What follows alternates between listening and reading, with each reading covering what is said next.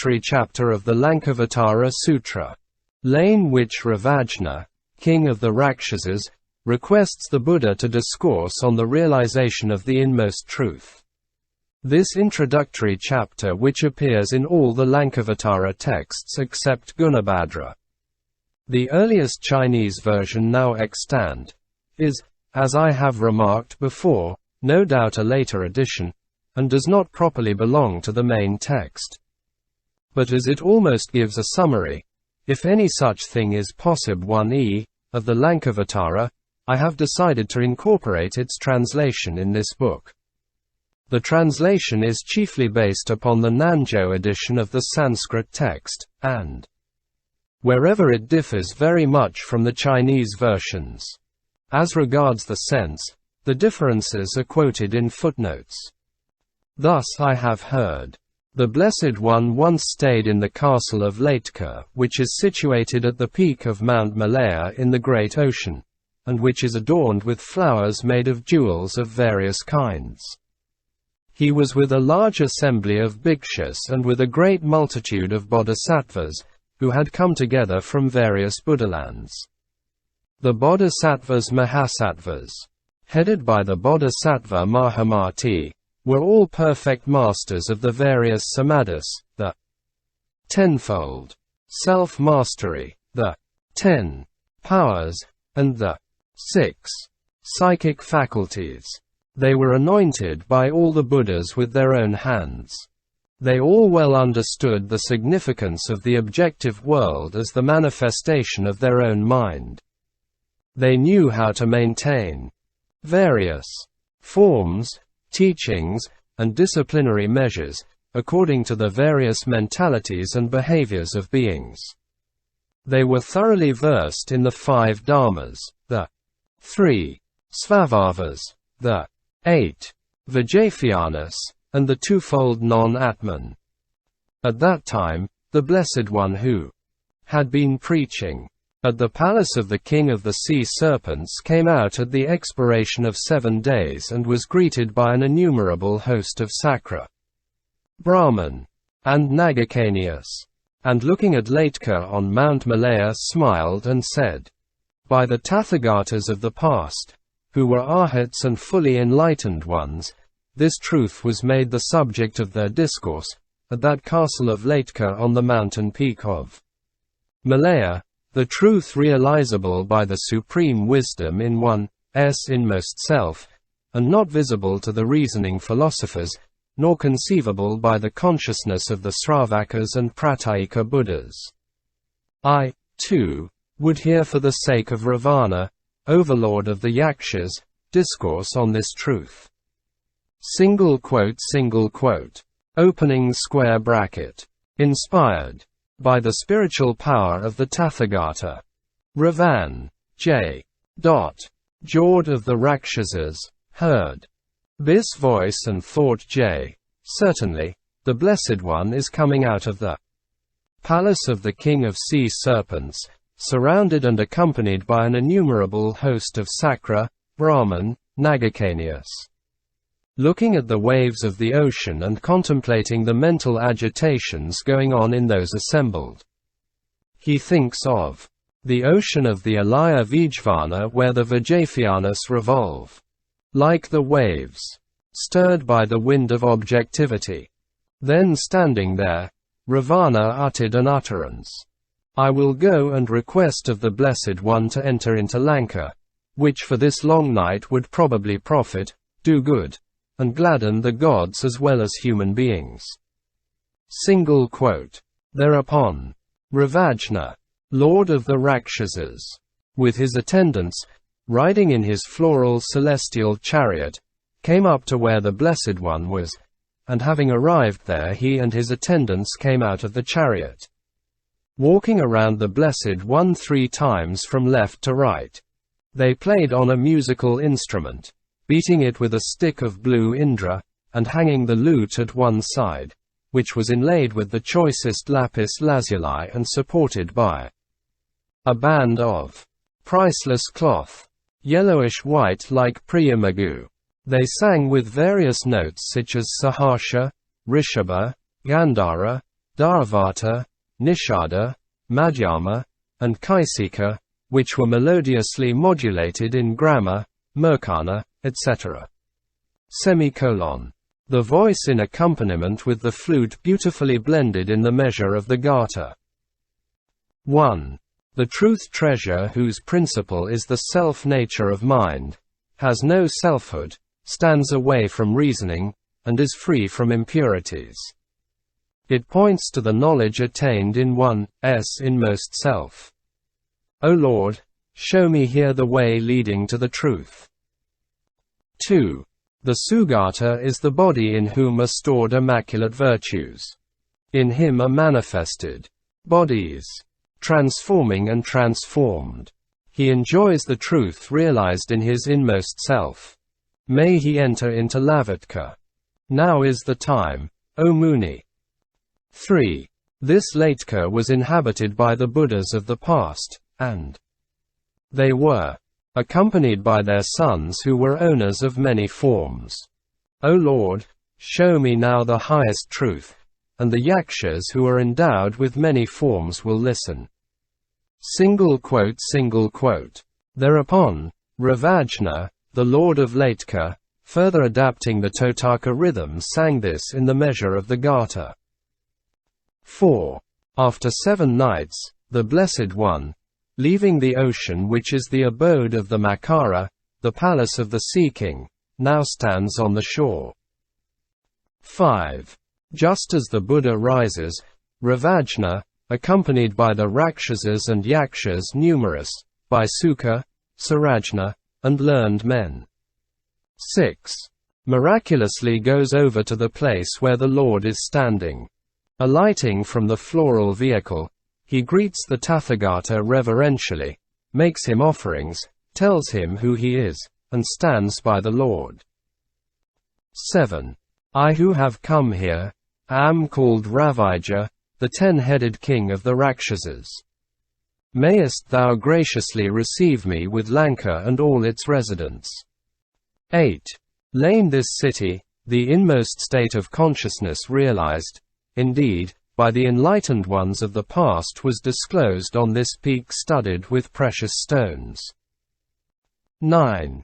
Let the Blessed One, too, surrounded by sons of the Victorious One, now disclose the truth immaculate on this peak embellished with precious stones. We, together with the residents of Lanla, desire to listen. 10. The Lankavatara Sutra, which is praised by the Buddhas of the past, discloses the inmost state of consciousness realized by them, as it is not founded on any system of doctrine. 11. I recollect that the Buddhas of the past, surrounded by sons of the Victorious One, recited this sutra. The Blessed One, too, will speak. 12. Lane the time to come, there will be Buddhas and Buddha sons pitying the Yakshas. The leaders will discourse on this magnificent doctrine at the peak adorned with precious stones. 13. This magnificent city of Lanka is adorned with varieties of precious stones, surrounded by peaks, refreshing and beautiful, and canopied by a net of jewels. 14. O Blessed One, here are the Yakshas who are free from faults of greed, reflecting on the truth realized in one's inmost self and making offerings to the Buddhas of the past. They are believers in the teaching of the Mahayana and intent on disciplining one another. 15. There are younger Yakshas, girls and boys, desiring to know the Mahayana. Come, O Blessed One, who art our teacher, come to Yanka on Mount Malaya. 16. The Rakshasas, with Kumbhakava at their head, who are residing in the city, wish, as they are devoted to the Mahayana, to hear about this inmost realization. 17. They have made offerings assiduously to the Buddhas in the past, and are today going to do the same. Come, for compassion's sake, to Lanka, together with thy sons. 18. O great Muni, accept my mansion, the company of the Apsaras, necklaces of various sorts, and the delightful Asoka garden. 19. I give myself up to serve the Buddhas and their sons. There is nothing in me that I do not give up. For their sake. O great Muni, have compassion on me. 20. Hearing him speak thus, the Lord of the Triple World said, O King of Yakshas, this mountain of precious stones was visited by the leaders of the past. 21. And, taking pity on you, they discoursed on the truth revealed in their inmost. Opening square bracket. The Buddhas of the future time will proclaim the same on this jewel-adorned mountain. 22. This inmost truth is the abode of those practices who stand in the presence of the truth. O King of the Yakshas, you have the compassion of the Sugatas and myself. 23. The Blessed One granting the request of the king remained silent and undisturbed. He now mounted the floral chariot offered by Ravajna. 24. Thus Rav Mna and others, wise sons of the victorious one, honored by the Apsaras singing and dancing, reached the city. 25. Arriving in the delightful city, the Buddha was again the recipient of honors. He was honored by the group of Yakshas including Ravajna and by the Yaksha women. 26. A net of jewels was offered to the Buddha by the younger Yakshas. Girls and boys, and necklaces beautifully ornamented with jewels were placed by Ravajna about the necks of the Buddha and of the sons of the Buddha. 27. The Buddha, together with the sons of the Buddha and the wise men, accepting the offerings, discoursed on the truth which is the state of consciousness realized in the inmost self. 28. Honoring Mahamati as the best speaker, Ravina and the company of the Yakshas honored and requested of him again and again, 1. Saying, 29. Thou art the asker of the Buddhas concerning the state of consciousness realized in one's inmost self, of which we hear, Yakshas as well as sons of the Buddha, are desirous of hearing. I, together with the Yakshas, sons of the Buddha, and the wise men, request this of thee. 30. Thou art the most eloquent of speakers, and the most strenuous of practices. With faith I beg of thee. Ask the Buddha about the doctrine, O thou the proficient one. 31. Free from the faults of the philosophers and Pratyeka Buddhas and Sravakas is the truth of the inmost consciousness, immaculate, and culminating in the stage of Buddhahood. 32. Thereupon the Blessed One created jewel-adorned mountains and other objects magnificently embellished with jewels in an immense number. 33. On the summit of each mountain the Buddha himself was visible, and Ravalna the Yaksha also was found standing there. 34. Thus the entire assembly was seen on each mountain peak, and all the countries were there, and in each there was a leader. 35. Here also was the king of the Rakshasas and the residents of Lanka, and the Lanka created by the Buddha rivaling the real one. 36. Other things were there, too, the Asoka with its shining woods, and on each mountain peak Mahamati was making a request of the Buddha. 37. Who discoursed for the sake of the Yakshas on the truth leading to the inmost realization. On the mountain peak he was delivering a complete sutra with an exquisite voice varied in hundreds of thousands of ways. 38. Opening square bracket. After this, the teacher and the sons of the Buddhas vanished away in the air, leaving Ravmana the Yaksha himself standing in his mansion. 39. Thought he, how is this? What means this? And by whom was it heard? What was it that was seen? And by whom was it seen? Where is the city? And where is the Buddha? 40. Where are those places, those jewel-shining Buddhas, those Shugatas? Is it a dream then? Or a vision? Or is it a castle conjured up by the Gandharvas? 41.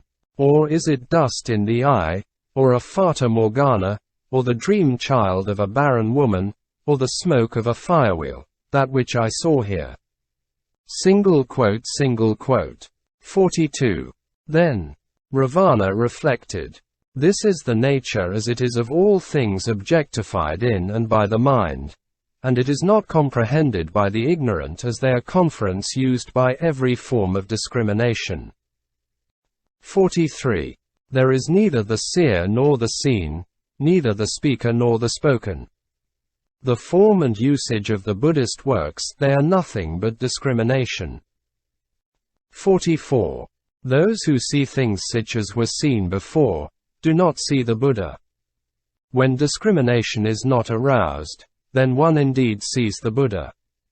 The Buddha is a fully enlightened one. When one sees him, it is in a world unmanifested. The Lord of Lanka was then immediately awakened. Feeling a revulsion in his mind and realizing that the world was nothing but his own mind, he got settled in the realm of non-discrimination. Was inspired by a stock of his past good deeds. Acquired the cleverness of understanding all the texts. Obtained the faculty of seeing into things as they were. Was no more dependent upon others. Observed things excellently with his own wisdom. Gained the insight that was not of discursive reasoning. Was no more dependent upon others. Became himself a great practicer of discipline. Was able to manifest himself in all excellent forms. Got thoroughly acquainted with all the skillful means. Had the knowledge of the characteristic aspects of every stage whereby to surmount it skillfully. Was delighted to look into the self-nature of citta, manas, manavijñāna. Got a view whereby he could cut himself loose from the triple continuation. Had the knowledge of disposing of every argument of the philosophers. Thoroughly understood the Tathagatagarbha, the stage of Buddhahood, the inmost self. Found himself abiding in the Buddha knowledge. Opening square bracket. When suddenly, a voice was heard from the sky, saying, it is to be known by oneself. Well done, O Lord of Latika. Well done, indeed, O Lord of Lanka, for once more. The practicer is to discipline himself as thou doest. The Tathagatas and all things are to be viewed as they are viewed by thee. Otherwise viewed, it is nihilism. All things are to be comprehended by transcending the citta, manas, and vijñānas as is done by thee. Thou should look inwardly and not get attached to the letters and a superficial view of things. Thou should not fall into the attainments, conceptions, experiences, views, and samadhis of the Sravakas, Pratyeka Buddhas, and philosophers. Thou shouldst not have any liking for small talk and witticism. Thou shouldst not cherish the notion of self-substance, nor have any thought for the vainglory of rulership, nor dwell on such jhanas as belong to the 6 jhanas, etc. O Lord of Lati Ka, this is what is realized by the great practices who can thus destroy the discourses advanced by others. Crush mischievous views into pieces, properly keep themselves away from ego-centered notions, cause a revulsion in the depths of the mind fittingly by means of an exquisite knowledge.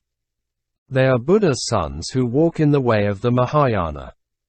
And in order to enter upon the Tathagata stage of self-realization, the discipline is to be pursued by thee. O Lord of Lanka, conducting thyself in this way, be thou further purified in the way thou hast attained. by disciplining thyself well in samadhi and samapatti.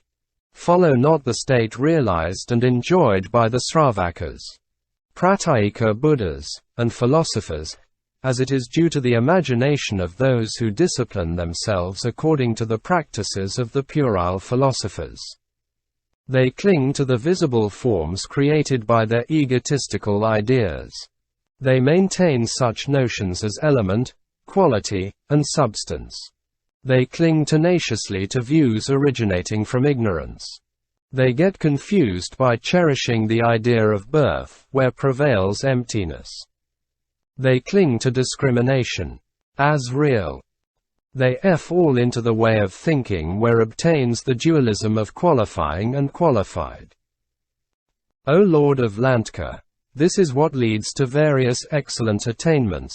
This is what makes one aware of the inmost attainment. This is the Mahayana realization.